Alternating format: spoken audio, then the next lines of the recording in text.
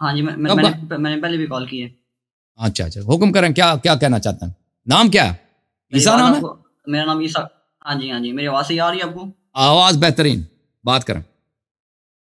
اچھا، میرا آپ سے سوال یہ تھا کہ جو آیت رجم ہے، اس کے جو نزول کے بارے میں روایات ملتی ہیں اور اس کے منسوخ بھی تلاوہ ہونے کی جو ہے نا، یہ کیا حقیقت ہے؟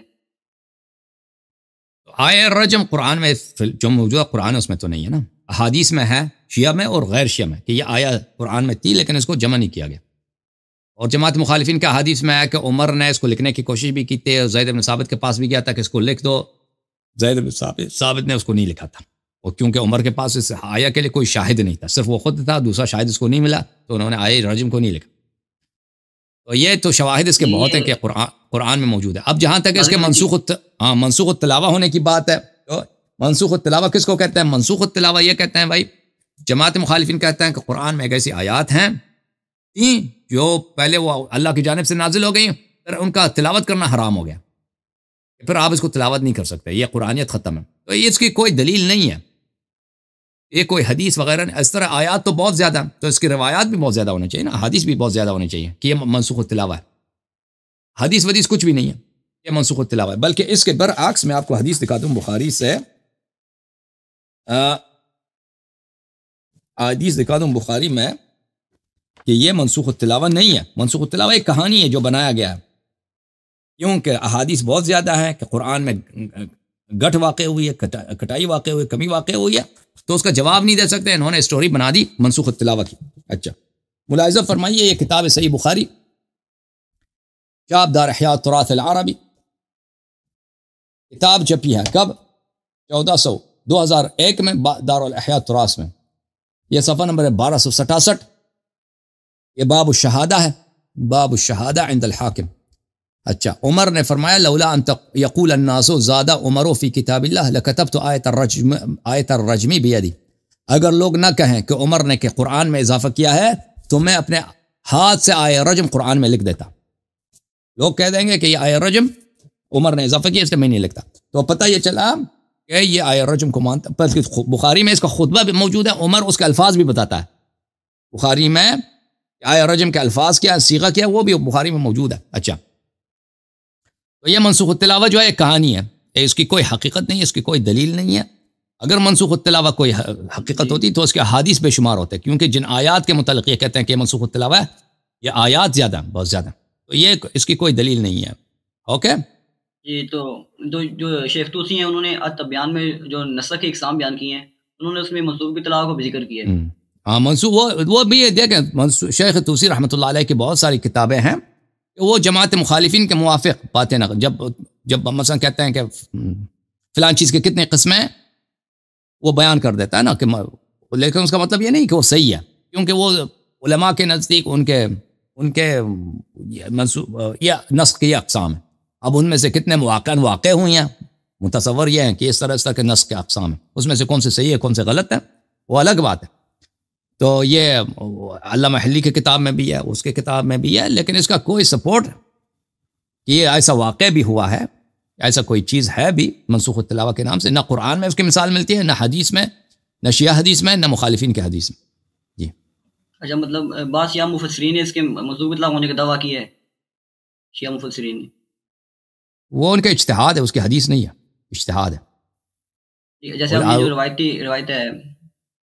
جی، شیعہ علماء جو کہتے ہیں نا، شیعہ علماء کا عقیدہ منسوخ التلاوہ پہ نہیں ہے، لیکن بعض علماء کہتے ہیں، جب وہ حدیث کے متعلق پوچھتے ہیں نا، حدیث کے متعلق آتے ہیں کہ یہ حدیث میں یہ لکھا ہے کہ یہ آیا قرآن میں تھی، پھر وہ کہتے ہیں کہ قیل، یہ کہا گیا ہے کہ یہ منسوخ التلاوہ میں سے. لیکن شیعہ کا کسی کا عقیدہ نہیں ہے کہ منسوخ التلاوہ بھی کوئی چیز ہوتی ہے، ٹھیک ہے نا. وہ قیلہ کے طور پہ مذکور ہے، قول کے طور پر اس قیلہ سے بھی مراد کیا ہے، اس سے جماعت مخالفین ہے. لیکن دیکھیں، اگر کوئی عالم کہہ بھی دے نا، مثلا عالم آپ کو ملتا ہے، اس نے کہہ دیا کہ آیا منسوخ التلاوہ ہے، یہ کوئی اس سے کچھ ثابت نہیں ہوتا. عالم کا قول اس وقت صحیح ہے کہ اس کے اگر پاس دلیل ہے، ٹھیک ہے نا. عالم کو بہت سارے کچھ کہا جاتا ہے، عالم کے قول سے کچھ ثابت نہیں ہوتا. عالم کے پاس اگر قرآن ہے، سنت ہے تو بات صحیح ہے، اگر قرآن سنت نہیں ہے تو اس کی بات جو بکواس ہے. سمجھ میں آئی نا بات آپ کو؟ حق منحصر ہے، حجیت منحصر ہے قرآن میں اور سنت میں، علماء کے اقوال، علماء کے آراء یا ان کو اجتہادات ہیں، صحیح ہو سکتے ہیں، غلط ہو سکتے ہیں. صحیح صرف اس وقت ہے کہ اگر وہ قرآن اور سنت کے موافق ہیں. اب اگر ہمیں شیعہ مفسرین کے اقوال مل بھی جائیں تو انہیں قبول نہیں کیا جائے گا منسوخ بتلاوہ پر. بالکل بالکل، اس کی کوئی اہمیت ہی نہیں ہے. اگر کوئی چیز اس کے قرآن و سنت کے موافق نہیں ہے اس کو کیسے آپ قبول کر سکتے؟ جی. اور جو آیت رجم کا جو نزول ہے یہ برحق ہے، یہ نازل ہوئی تھی آیت روایات میں، یہ دونوں فریقین کے روایات میں. جی ہاں بالکل بالکل. جی. اور یہ جو سورۃ التحریم کی آیت ہے سغت قلوبکما، اس کی تفسیر میں اہل سنت کی کتب سے کن کن صحابہ کرام سے مروی ہے کہ زاغت قلوبکما صحیح سند کے ساتھ؟ یہ بہت سارے صحابہ سے ابن عباس سے مروی ہے، عبداللہ بن مسعود، دونوں سے مروی ہے. کتاب ابن جریر طبری میں دونوں سے آپ مروی. نے یہ دو روایات پیش کی تھی لیکن اس پہ اعتراض کرتے ہیں کہ اس کی سند میں مجرور راوی موجود ہیں، تو کیا تفسیر میں بھی سند کی اہمیت ہوتی ہے؟ دیکھیں یہ جو کہتے ہیں نا کہ تفسیر میں آپ کے پاس روایت ہی نہیں ہے نا، مشکل یہ ہے. تفسیر میں وہ احمد ابن حنبل کا قول ہے. احمد ابن حنبل کیا کہتے ہیں کہ 3 چیزوں میں ہمارے پاس حدیث ہے ہی نہیں. مغازی، ایک مغازی ہے، ایک تفسیر ہے، اور ایک سیرہ ہے نبی صلی اللہ علیہ وسلم کی. 3 چیزوں میں مغازی، میں دیکھ لوں.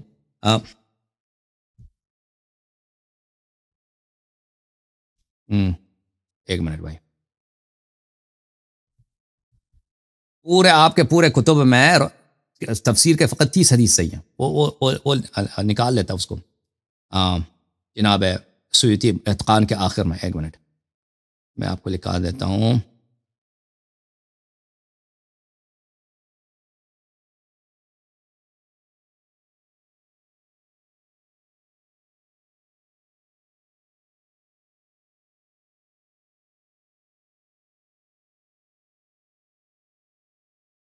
دیکھیں یہ مجموعۃ الفتاوی ابن تیمیہ الحرانی جلد نمبر 13، اور یہ خود حنبلی تھا، یا حنابلہ کے آراء کو بہت اچھی طرح جانتا ہے. ابن تیمیہ بہت بڑا محقق ہے. جلد نمبر 13 صفحہ نمبر 186 میں وہ کیا فرماتا ہے ابن تیمیہ؟ قال الامام احمد ابن حنبل نے فرمایا ثلاثة امور ليس لها اسانید، التفسیر والملاحم والمغازی. تفسیر، ملاحم و فتن یعنی آئندہ کے حالات کی پیشگوئی کے مطابق جو احادیث ہیں، اور مغازی، اس میں ہمارے پاس اسانید نہیں ہے. ٹھیک ہے نا؟ کیونکہ اس کے اغلب اس کے اسانید ایسے ہیں کہ ان کے رجال ان کے نزدیک، اور محدثین کے مختلف طبقے ہوتے تھے. بعض محدثین جو اس طرح کے احادیث نقل کرتے تھے، دوسرے محدثین اسے اعراض کرتے تھے اور اس کو تضعیف کرتے تھے. اس لیے تو لیکن اصل یہ ہے کہ سغت کا لغت میں بھی صرف عبداللہ بن مسعود، یہ اس کے سب سے واضح دلیل یہ ہے کہ سغت کا مطلب زاغت ہے. وہ صرف عبداللہ بن مسعود کا قول نہیں ہے، صرف ابن عباس کا قول نہیں ہے، بہت سارے تابعین کا قول ہے. پھر کتب لغت میں جب جاتے ہیں،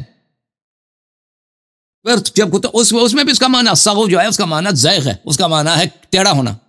یعنی خود قرآن صریح الفاظ میں کہہ رہا ہے.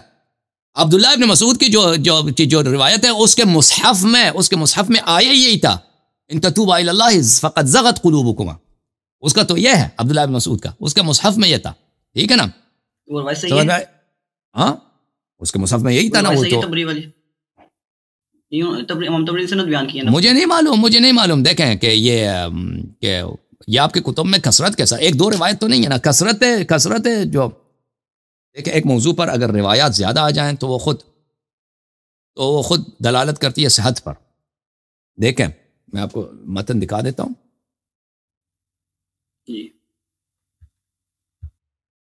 میں متن دکھا دیتا ہوں. دیکھیں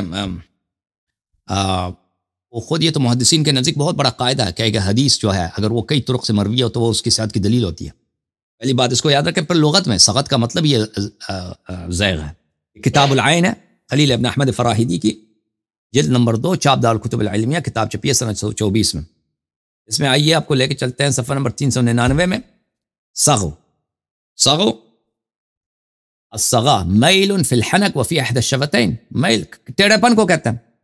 اگر کسی کا اس کو کیا بولتے ہیں اردو زبان میں؟ چین کو کیا بولتے ہیں؟ اس کو ہم تو ٹھڈی بولتے ہیں. ٹھڈی بولتے ہو تسی؟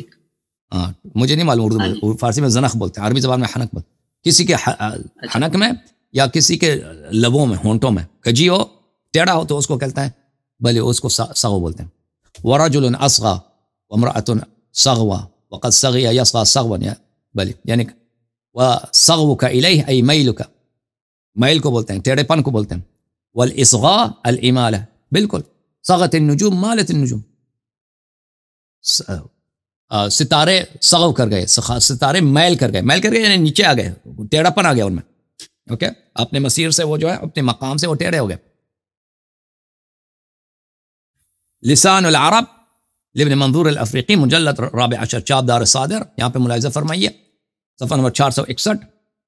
سغا یسغی یسغو سغون سغون وسغا مالا مالا مالا. یہ دیکھو مالا، میل.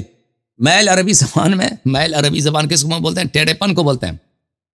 اب جو پسند ہوتا ہے نا، میں مائل ہو گیا اس کی طرف، مجھے میل آ گئی، کیونکہ اس میں بھی انسان ایک طرف مڑ جاتا ہے، انسان ایک طرف مڑ جاتا ہے، انسان ایک طرف توجہ کر جاتا ہے، تو وہ بھی اسی معنوں میں ٹیڑھے پن. اصل اس کا معنی ٹیڑھا پن ہے. میل کا بھی مطلب کیا ہے؟ ٹیڑھا پن. اچھا،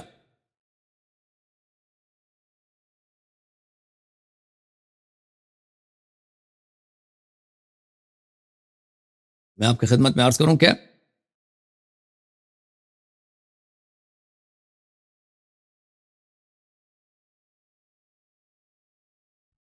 یہ جامع البیان عن تاویل آیہ القرآن جزء الثامن والعشرون، چھاپ دار الفکر، سنہ 1430 میں چھپی ہے. یہاں پہ ملاحظہ فرمائیے صفحہ نمبر 180 میں سورۃ التحریم، ان تتوبا الی اللہ فقد صغت قلوبکما. حدثنا محمد بن سعد، یہ تو معلوم ہے. حدثنا ابی، معلوم. حدثنی عمی، معلوم. حدثنا ابی، معلوم. ان ابی ہے، اس کے جد سے ان ابن عباس. یہ تو بالکل اپنے خاندان سے نقل کرتا ہے. محمد بن سعد، محمد بن سعد بصری اپنے والد سے نقل کرتا ہے، اس کے والد اس کے چچا سے نقل کرتا ہے، وہ اپنے والد سے نقل کرتا ہے، اور وہ اپنے عبداللہ بن عباس سے نقل کرتا ہے. یہ آپ کہہ رہے ہیں اس میں مجہول ہے. پر جرح ہوئی ہے، مجہول نہیں جرح ہوئی ناوی پہ. ہر جرح مقبول بھی نہیں ہوتا نا، اور جرح مفسر ہونا چاہیے. چاہیے. جرح ہوئی ہے کس پہ ہوئی؟ جو راوی ہے حسن بن عطیہ. حسن بن عطیہ ہے نہیں، کہاں ہے ابن عطیہ؟ اس میں ابن عطیہ ہے نہیں. یہ ابن عباس سے روایت کرا ہے نا، اس کا نام عطیہ ہے، پھر اس سے جو آگے روایت کرا وہ عطیہ نہیں ہے. عطیہ کوئی نہیں ہے. محمد بن سعد، حدثنی محمد بن سعد حدثنی ابی حدثنی عمی حدثنی ابی عن ابی عن ابن عباس. محمد بن سعد روایت کر رہے ہیں حسین بن عطیہ سے، پھر وہ حسن بن عطیہ سے. حسن بن عطیہ سے نہیں، وہ اپنے والد سے. عطیہ کوئی نہیں، اپنے والد سے روایت کرتے ہیں، وہ اپنے چچا سے روایت کرتے ہیں، وہ اپنے والد سے، یہ بالکل اپنے خاندان سے روایت ہوگا نا. ان کے چچا کا نام تو کوئی ہوگا نا. ہاں ہوگا بالکل ہوگا. آپ نے دیکھا، چیک کیا؟ اس کا نام عطیہ نہیں ہے، اس کا چچا کا نام. چچا کا نام عطیہ نہیں ہے، لیکن جو ابن عباس سے روایت کر رہا ہے اس کا نام عطیہ ہے. پھر آگے اس سے جو روایت کر رہا ہے وہ نہیں ہے عطیہ کوئی نہیں. آپ ایسے مکس کر رہے ہیں کسی اور کے ساتھ. ان تتوبا الی اللہ فقد صغت قلوبکما زاغت قلوبکما. اب بھائی یہ لغت کے موافق ہے. لغت صغت کا مطلب لغت میں زغت ہے. ہاں میں نے ابھی لسان العرب ابھی لغت ابھی لسان العرب دکھایا، لسان العرب بھی دکھایا. اس کے بعد مجاہد کا بھی یہ قول ہے، صغت قلوبکما. سمعت ابن حمید حدثنا یحیی بن واضح حدثنا محمد بن طلحہ عن زبید عن مجاہد. میں سمجھ رہا تھا کہ صغت قلوبکما کوئی ہلکی چیز ہے. میں نے عبداللہ بن مسعود کے قرات میں یعنی اس کے مصحف میں دیکھا ان تتوبا الی اللہ فقد زاغت قلوبکما. قتادہ سے پھر روایت ہے صغت قلوبکما مالت قلوب، وہ بھی مائل، وہ بھی ٹیڑھا پن ہے. صغت قلوبکما قتادہ سے، مالت قلوبکما ضحاک سے، صغت قلوبکما زاغت قلوب، سفیان صغت قلوبکما زاغت قلوبکما، سب وہی ہے. ٹھیک ہے نا. اس کا کیا لغت میں حدیث میں صحابہ اور تابعین، بلکہ عبداللہ ابن مسعود کے مصحف میں بھی صغت کا مطلب ہے کیا؟ زائغ ہے. جی. تو اگلا سوال یہ ہے کہ یہ جو کتاب ہے الذریعہ الی تصریف شیعہ، تو اس کتاب میں کیا بعض اہل سنت کی کتب کو بھی شامل کیا گیا ہے؟ مجھے نہیں معلوم. میں نہیں سمجھتا کہ اگر کسی مخالفین کی کتاب کو اگر اس سے غلطی ہو گئی ہو کتاب مصنف سے الگ بات ہے، مجھے لیکن نہیں لگتا کہ اس نے شامل کیا. اللہ جانتا ہے اس میں کتنے، اس میں یہ ایسے انڈیکس ہے نا کتابوں کے، انڈیکس کی کتابیں ہیں اس میں ہزاروں کی تعداد ہے کتابیں ہیں نا. اس میں غلطی ہو سکتا ہے کہ اس نے کیا ہو، لیکن شواہد التنزیل اگر اس نے شامل کیا تو اس کی غلطی ہے، یہ شیعہ نہیں اس کا مؤلف. یہ جو کتاب ہے ابن شہر اشوب کی معالم العلماء، یہ جو کتاب ہے، یہ کتاب کیا شیعہ مصنفین کے بارے میں لکھی ہے انہوں نے؟ معالم العلماء شیعہ مصنفین کے بارے میں. جی.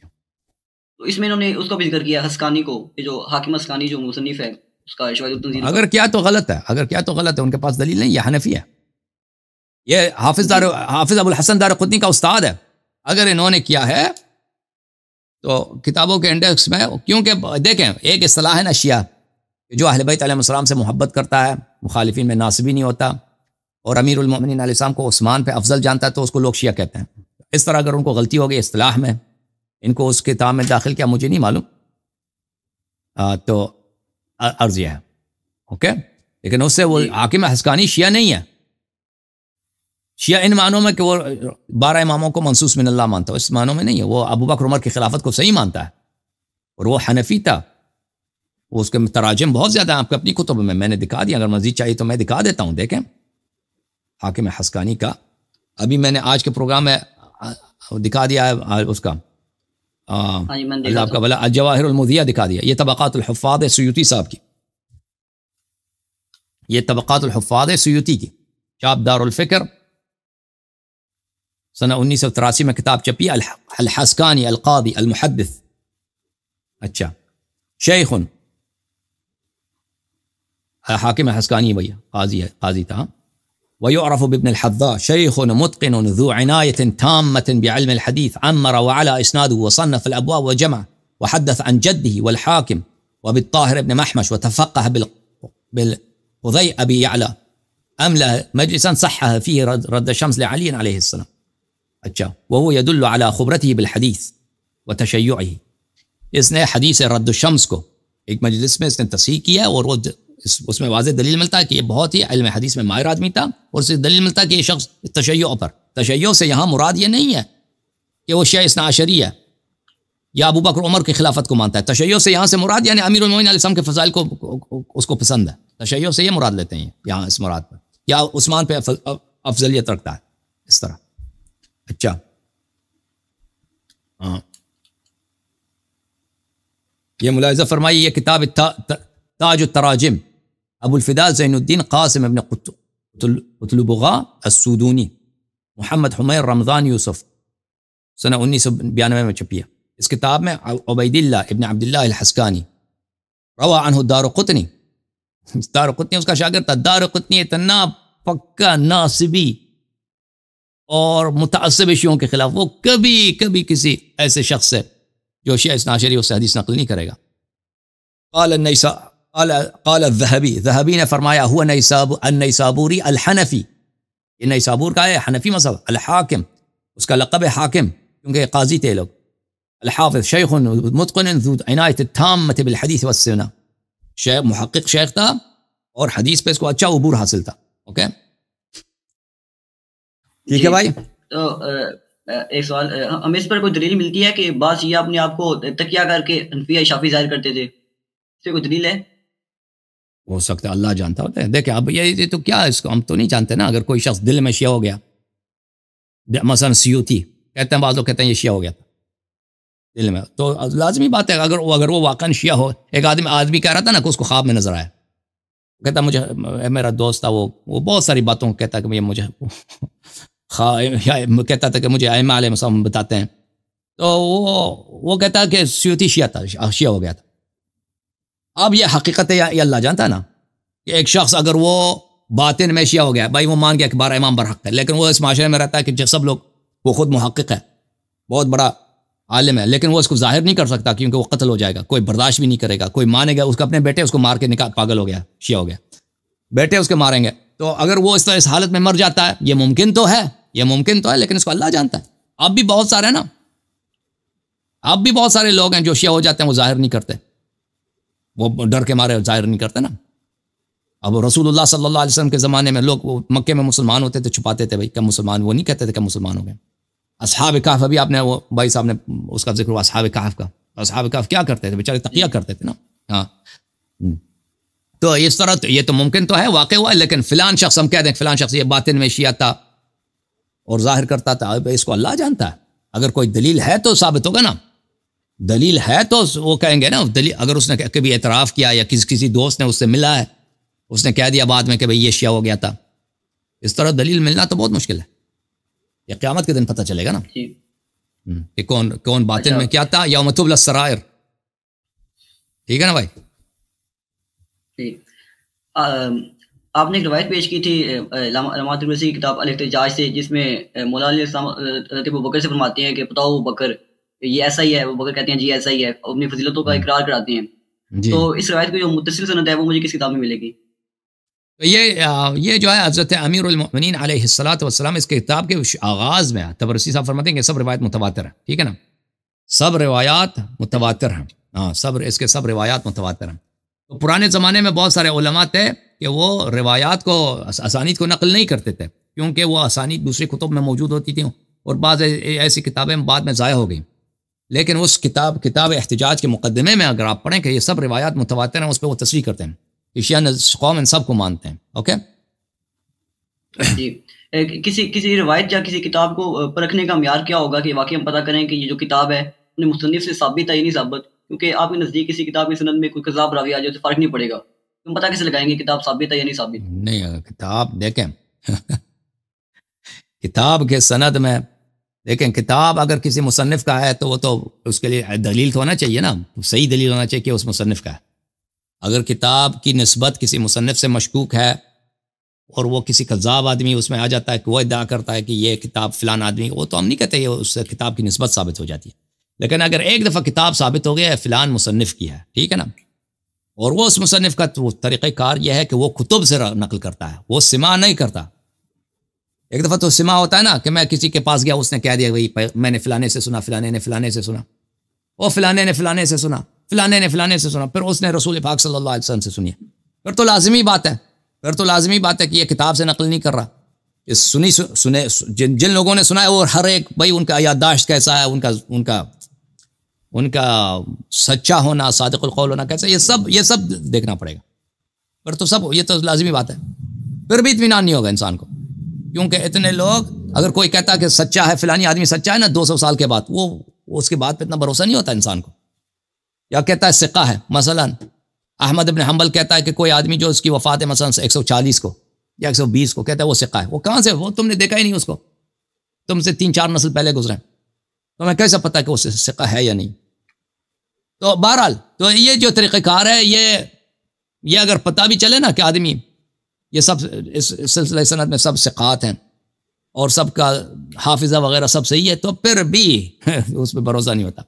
لیکن مصنف اگر وہ کہتا ہے کہ بھئی میں کتب سے نقل کر رہا ہوں، میں امام جعفر صادق علیہ السلام کے اصحاب کے جنہوں نے ان کے حیات میں لکھی گئی ان سے نقل کر رہا ہوں، ٹھیک ہے نا، اور سلسلہ اسانید اس لیے ہے کہ علم حدیث میں اجازوں کی رواج ہے کہ کتاب کے جب نقل کرتے تھے حدیث کے اجازے ملتے تھے، اس لیے ہم حدیث کا ذکر کرتے ہیں۔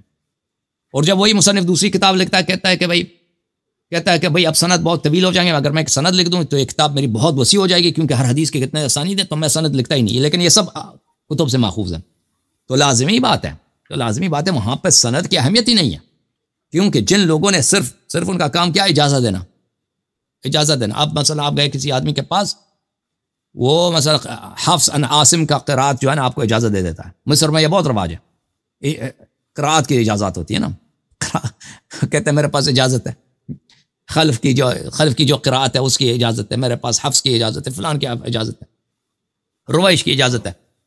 اب اس کے شیخ نے جو اس کو اجازت دی، اب اگر وہ جھوٹا آدمی بھی ہے، اس سے کیا فرق پڑتا ہے؟ اس سے کوئی فرق پڑتا ہے؟ کچھ فرق نہیں پڑتا۔ وہ اگر حرامی ہے، وہ اس سے فرق ہی نہیں پڑتا، اس کو اجازت، بس یہ قرآن سے ہی پڑتا ہے نا، ختم بات، اس اجازت سے کوئی فرق ہی نہیں پڑتا اس سے۔ اب اگر کوئی آدمی آتا ہے نا، اس کے پاس بخاری کی اجازت ہے، وہ لاہور گیا ہے، لاہور میں فلان شیخ الحدیث کے پاس اس نے اجازت دی ہے، سلسلہ سند ہے اس کا بخاری کے، اس کا شیخ الحدیث جھوٹا ہے، دیوبندی ہے، بریلوی ہے، اہل حدیث ہے، قادیانی، اس سے فرق ہی نہیں پڑتا بھائی، اس کی کوئی اہمیت ہی نہیں، کیونکہ یہ بخاری کتاب ہی موجود ہے، بخاری کی کتاب موجود ہے۔ اوکے میرے بھائی، تھینک یو سر۔ جی سر، آخری سوال کہ شیعہ اصول حدیثوں کو اسٹڈی کرنا ہو تو اس میں بہترین کتاب کون سی ہوگی؟ خاتمۃ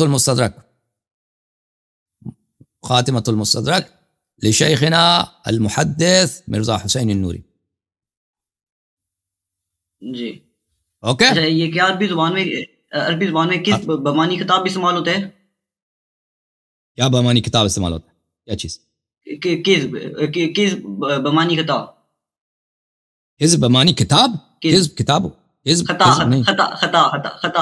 خطا مجھے نہیں معلوم، ہو سکتا ہے ممکن ہے کہیں استعمال ہو جائے مثلا مجازن استعمال ہو جائے کہ کذب خطا اور ہوتا ہے نا، خطا غلطی ہوتی ہے، کذب یعنی جھوٹ، ہو سکتا ہے کہ کوئی استعمال کرے، وہ قرائن پہ دیکھنا ہوگا، کیونکہ مجاز کی جو باب ہے بہت وسیع ہے، مجاز کا باب بہت وسیع ہے، یہ کوئی ممنوع نہیں ہے کہ آپ اس کو استعمال نہیں کر سکتے.